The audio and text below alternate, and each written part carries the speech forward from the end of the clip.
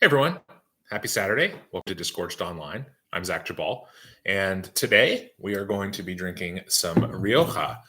I have here the 2005 Lopez y Heredia Viña Tondoña Reserva. We'll go through what a lot of that, if actually all of what that means, coming up here in just a few minutes. And this is a 2005 vintage, as I mentioned.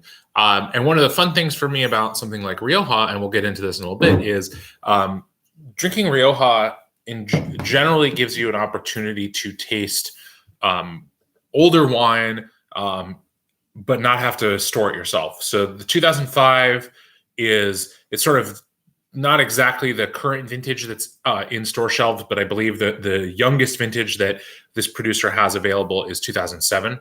So that gives you some sense. And I'll talk a little bit more about the aging of the wine and a little bit why that came to be in a little bit. But let's start with Tempranillo, which is the principal variety at play here. Tempranillo is a variety that is mostly found in the Iberian Peninsula, so Spain and Portugal. Tempranillo comes from the Spanish word temprano, or early. Makes sense because the variety both buds and ripens early in the growing season. So it's kind of starts out early on, and but the growing season is over relatively early as well. So I mentioned Spain and Portugal, but you can find this throughout large parts of both countries. Rioja, which is where this wine is from, is probably the most famous region for the variety, but also the nearby Ribera del Duero, and then several parts of Portugal as well.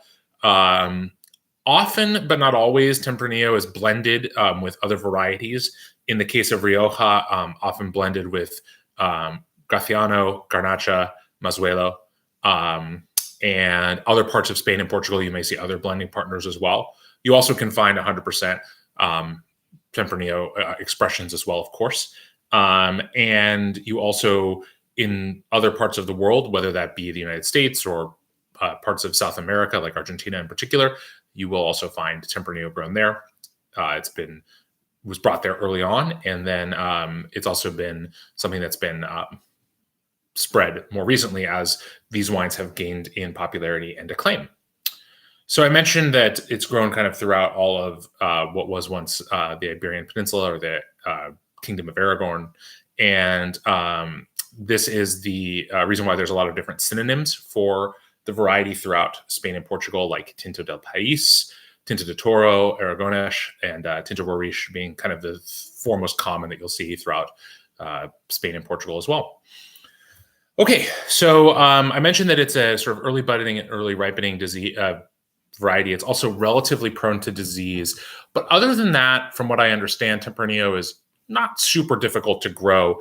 It's not as finicky as, say, Pinot Noir, like we talked about last time.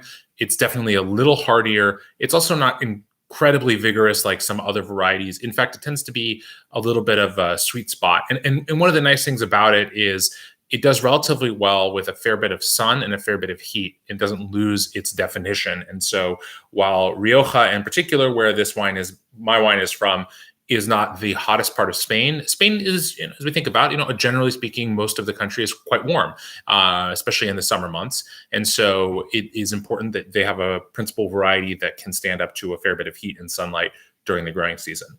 Turning to the glass here. So I've got myself a pour. Hopefully you all do too.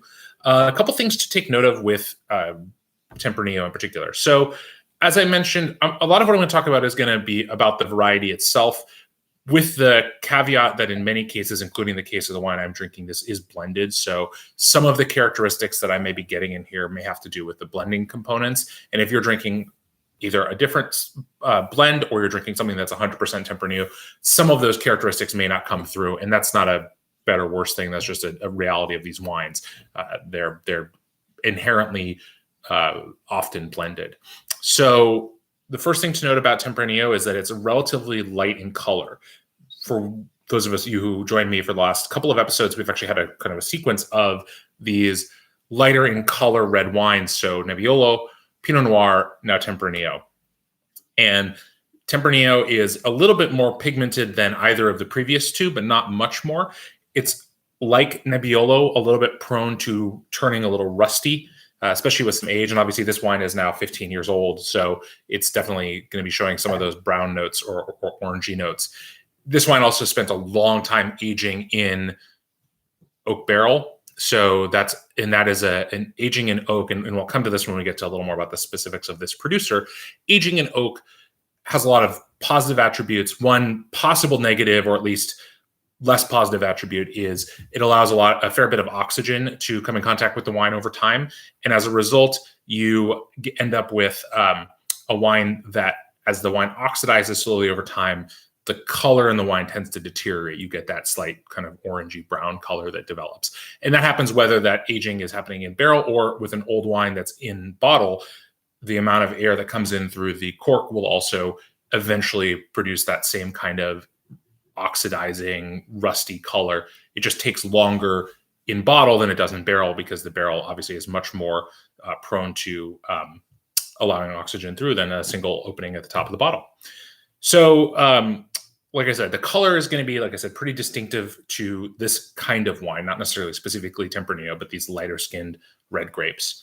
On the nose, there's a lot that can be going on here. So with younger Tempranillo, so for those of you who are drinking a Crianza level from Spain, or you're drinking maybe a younger New World expression, you might get more kind of ripe or assertive notes of red cherry, plum, and red currant. To me, with this wine, with 15 years of age on it, the fruit profile is those fruits, but dried.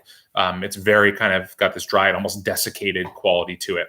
Along with that, you're also getting, to me, a note of these sort of dried red flowers. Not quite all the way to potpourri. My wife and I had this conversation about potpourri earlier today, but the reality is, like, there's a little bit of that hint in there, those kind of just crushed dried petals. There's also, to me, a pretty pronounced note on this wine in particular of like sort of like Marcona almond. There's like a nutty character as well. And the last thing that I find to be a really common for Rioja in particular, especially the Reserva and Gran Reserva bottlings, is this note of sweet and sour sauce or hoisin. It's hard to explain it other than sort of that combination of sweet and umami with some saltiness as well, that you're not necessarily tasting, but smelling for sure. Other things that you might get out of these wines, they often can have a sort of like a composty, kind of like earthy note to them. Sometimes they can also smell a little bit like terracotta, like baked clay, especially like sort of sun-baked clay. Again, this area the soil is pretty rich in clay, and it's quite hot and dry, so that makes sense that we're getting some of that characteristic in the wine. The last thing to note, and this is definitely going to be different depending on which wine you are drinking, there is a note of oak on this wine. But what's interesting with these wines from Rioja is there's a long tradition of using American oak barrels, which is pretty uncommon throughout. Certainly, it's very uncommon almost anywhere in Europe, with the exception of Rioja, and you see it a little bit in Italy and a few places, as well as occasionally in Portugal. But also, you don't even see a lot of American oak these days in American wine. You know, French oak has become the sort of dominant species, I suppose, or place of origin for oak, and most producers kind of the world over, if they're using new oak, are going to lean on French oak. But the use of American oak is historically very common in Spain in general, in Rioja in particular. And so those notes that I don't get it as assertively on this wine, even though this wine is aged 100% in American oak. But there is a little bit of a hint of dill. And that often is the one note that I will find on these wines that is pretty consistent if they are made in American oak. And then on the palate, and as a note, I should preface, I opened my bottle a little over an hour ago. I would say if you're drinking an older expression of Rioja or Tempranillo from another region, you probably want to open that bottle hour, 2 hours before drinking it. You might want to decant it. It's just like Nebbiolo we were talking about. It's got a lot of tannin and a lot of acidity, and it sort of needs this introduction of oxygen to help it breathe, to kind of almost like reactivate the flavors in the wine. So this is starting to get there. When I first opened it and tasted it a little over an hour ago, it was extremely acidic and really kind of not unpleasant, but borderline unpleasant. And it's much tastier now. But that tart red fruit note is definitely there, plum and cherry in particular, with a little bit of red currant.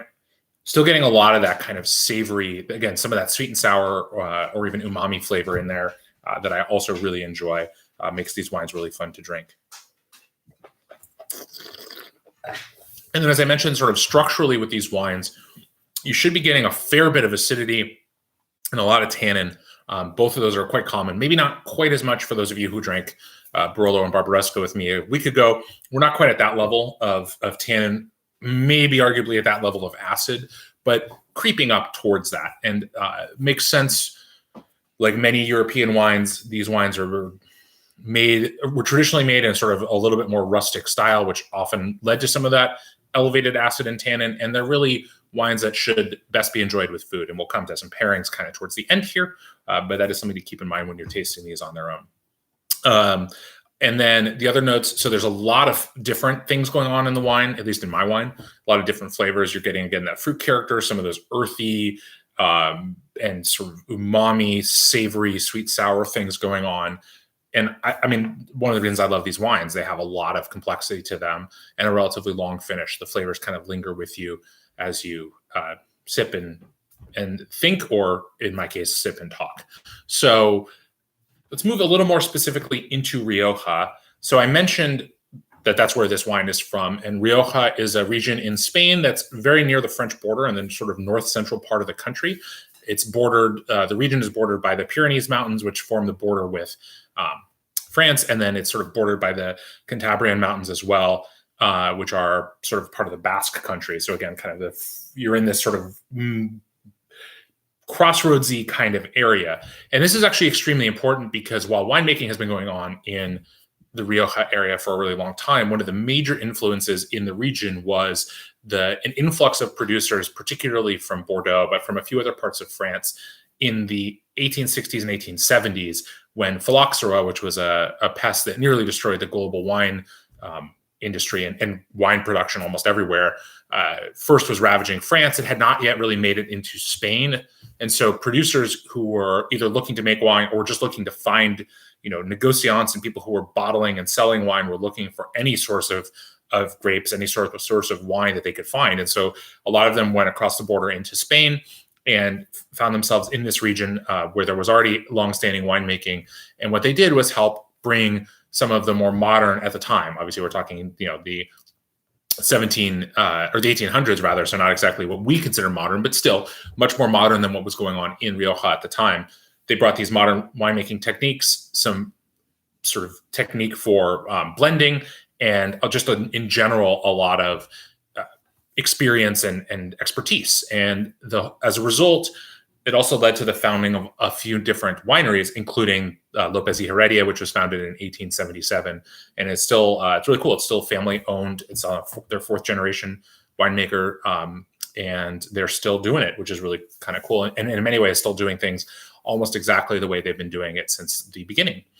The region of Rioja, like I mentioned, is bordered by these two mountain ranges. And that is really important. It's also has a river that runs through it called the Ebro.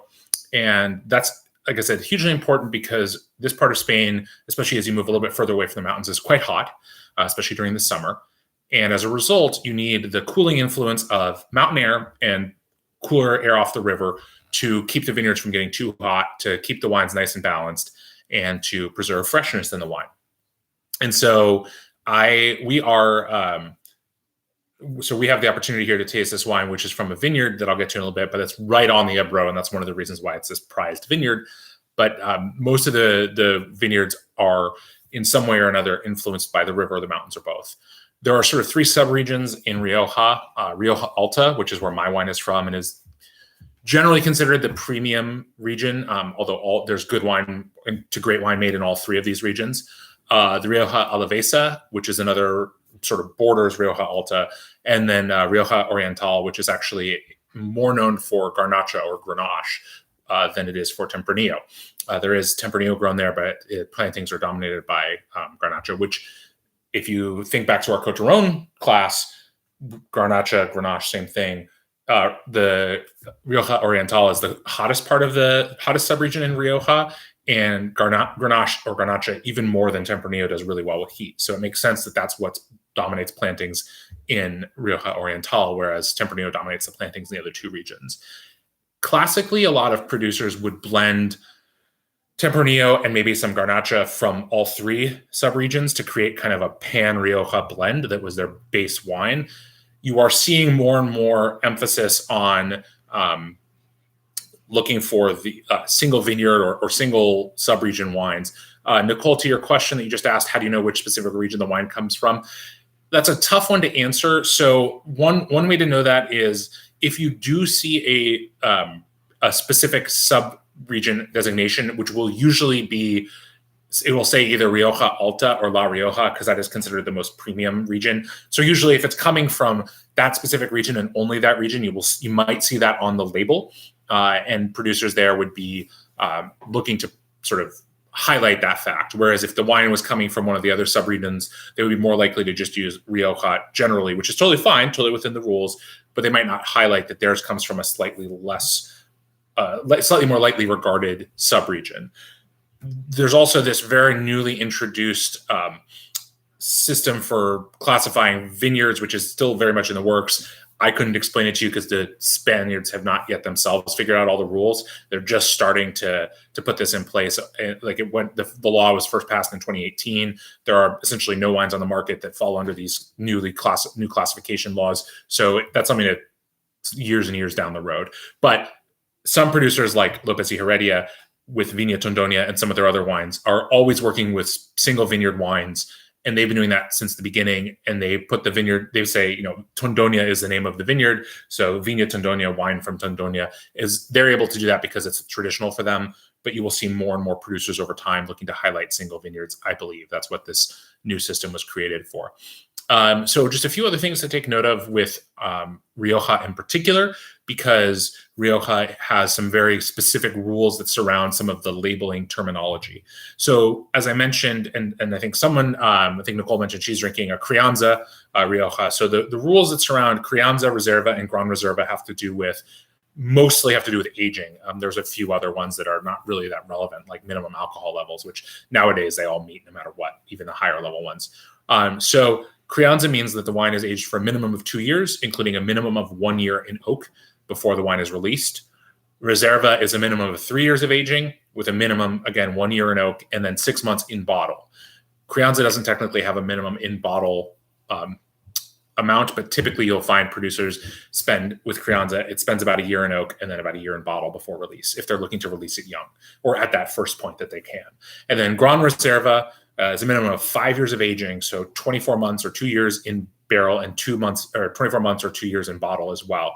And in practice, you actually find that a lot of producers will not release these wines for a decade or more. So I mentioned that the current release vintage for Lopez y Heredia for their Gran Reserva from Viña Tondonia is 2007. That is 13-year-old wine, and they've just started releasing that within the last few months. So they're definitely looking to hold on to the wine. And the reason for that is it's complicated. Some of it is just tradition. They've been doing it for that long. And when you are, the advantage of a decades or centuries old winery that has been holding wine back and releasing it when they think it's ready to drink. And that's really what this comes down to, is that they want to release these wines when they think they're at their optimum, or they are now entering their prime drinking window, not we're going to sell you a bottle of wine and then tell you, hey, age this for another 10 years on your own. They are able, because of the amount of supply that they have and just their tradition of doing this, they're able to continually release wine into the market that they feel like is ready to drink.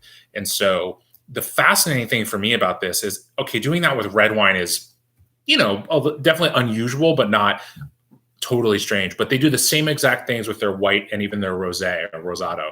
And so those wines are also aged for, the Gran Reserva expressions are often aged for a decade in the case of white and rosado. And I don't know if any of you have ever had a 10-year-old rosé. I've had an opportunity to have the Lopez y Heredia once, and one other producer who does something kind of similar. And it's really interesting. I mean, it's totally different than drinking a rosé drinking experience that I'm used to. It's not fresh at all. It's totally different, but really cool and fun. And the whites too have a really pronounced kind of nutty, almost marzipan quality. They're made from a variety called Viura in Rioja. So like I said, the tradition here of aging the wine is a long-standing one. And Lopez y Heredia, this producer, as I mentioned, I'll just show the label again for those of you who might have missed it, is particularly It's interesting. They are both a very, very traditional producer, and yet on the other hand, they also have been very forward thinking. So I mentioned a few minutes ago that they've been emphasizing single vineyard wines for basically since they got started in the 1800s. And that was at the time, and still to this point, is largely very anomalous in Rioja and really in a lot of the world of wine, with some very specific exceptions. The other thing that they've always been really interesting and has been different is they don't, they make they make these very kind of specific decisions about how the wines will be made, and those decisions are very consistent from year to year. So for example, this wine, the Viña Tondoña, is always 75% Tempranillo. The rest is in a blend of Garnacha, Graciano, and Mazuelo, which are the other grapes that they grow in this vineyard. And so, as far as I know, and again, I'm not in the vineyard or in the winery seeing this happen, but from everything I've read, that 75% mark is like consistent year to year, and that's really interesting. Most winemakers would never sort of commit to an exact percentage like that, but they know their vineyard. They've been growing grapes there for almost 150 years now, so they definitely understand the site and the winemaking, and they obviously have hit upon a style that works for them. They also are they make several other wines, several other reds from single vineyards, and a white and a rosé, as I mentioned, from a single vineyard as well. And they're very, very interesting wines. I wouldn't always say that they're, like I said, interesting is the best way to describe them. They are a product of a tradition and a history and a very specific approach to winemaking and to to running a winery, and it works for them. I don't know that I would always describe these wines as the easiest gateways to Rioja. That's why I initially didn't pick this. Unfortunately, in these times, this is what I had readily available as an older Rioja in my grocery store. So that's what I ended up with. Not that I don't very much enjoy it. And but it's definitely not for everyone. And I've certainly served this wine to people in the past and had them not care for it. And that's understandable. They're definitely not for every last person. I'm going to get to some pairing suggestions and serving in just a moment, but I wanted to mention if there are any other questions, please throw them in the chat now. I would be happy to answer them. And other than that, so pairing-wise, I think a couple of things are really traditional with Rioja. So one of the classic dishes is basically essentially like lamb chops. There's apparently a lot of sheep, shepherds and sheep flocks in the region, and so especially a kind of like grilled lamb chops and Rioja is a really classic pairing. Not that that's what I'm having tonight, but would be tasty, I am sure. I also find that in general, where we talked a little bit with the last couple of wines about maybe shying away from really gamey meats. I actually think that this wine does really, really well with Rioja, and Tempranillo in general does really well with gamier meat. And part of that is that kind of sweet and sour hoisin flavor that I mentioned that I think goes really well with those slightly more, out there flavors. So whether that's, if you've got venison or, if you've got maybe something, I'm trying to think of other kind of classic, elk, other things in that vein. Duck goes really nicely with those kinds of things. This is a great wine to opt for. And I also think that like with the red fruit character in this, but that sort of dried fruit character, this also can work pretty well with like a hearty beef stew. I actually think it works better than some of the other wines because the sort of dried extracted flavors are really interesting and go well. Patrick asks about other thoughts on other regions in Spain that go Tempranillo. The second most famous wine region for Tempranillo in Spain is Ribera del Duero, which is nearby, but kind of more towards the center of the country. And the functional difference that I've seen is that Ribera del Duero, because you don't have the cooling influence of the mountains and the river to the same extent, tends to be a little more, the wines tend to be a little bit more ripe, a little more full-bodied, and just a little bit more plush. And can be really delicious. And some of them can be, I think, as good as anything that you find from Rioja. They do tend to be, like I said, though, a little bit more fruit-driven, a little bit less savory and earthy than wines from Rioja. But that's a broad generalization. There's also, like I said, Tempranillo has kind of grown in patches throughout the rest of the country. Toro is another region that's relatively nearby. I've tried a couple of Tempranillos from there. I don't think I have had enough to say sort of really clearly that I have a strong sense for how they differ. But generally speaking, the kind of cooling influence of the mountains and the Ebro River in Rioja tend to produce the sort of most nuanced expressions of Tempranillo, I would say. The last thing I'll say about other places that grow it too is there are some interesting things being done with Tempranillo in parts of the United States. So California, here in Washington as well, in places where there is a lot of heat, a lot of sun, you can actually find that Tempranillo does quite well in those climates, as I mentioned, and better than some other varieties that may not be as accustomed to that much sun and that much heat. Any other questions for anyone at the moment? Or otherwise, I'm going to wrap things up in just a few minutes. My dryer is going crazy up there, so I apologize for the banging, but hopefully it wasn't too distracting. Also, my son is going crazy too, so it's a wild night here at the house. Anyhow, I want to thank you all for watching. Next week on Wednesday, we will be changing up gears a little bit. We'll be going to Germany, to the Mosel Valley. I have here a 2014 Cabernet Riesling from J.J. Prum, but if those of you are having trouble finding potentially this exact wine or something very similar, if you find any producer from the Mosel that's making a cabinet style Riesling, you should be in the ballpark for sure. There's a lot of characteristics that are similar across these wines. So thanks again for joining. Hope you have a lovely rest of your Saturday, and I will be back on Wednesday evening.